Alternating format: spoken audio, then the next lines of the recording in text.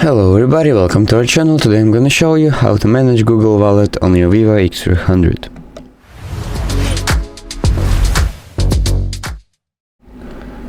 So to set up your Google Wallet, you'll need to make sure you have it on your phone. As you can see, I have it here in apps. Click on the wallet, and here you can see the card, important things, all the passes. Here you can add to wallet your payment card, transit pass, loyalty card, gift card, and everything else. Like take a photo of any pass, like an event ticket, gym membership, or insurance card, to add it to your Google Wallet.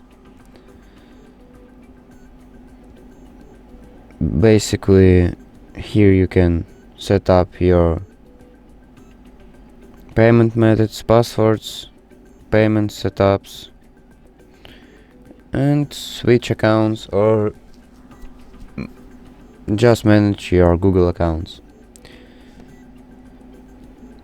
So basically that's it. Thank you for watching and subscribe.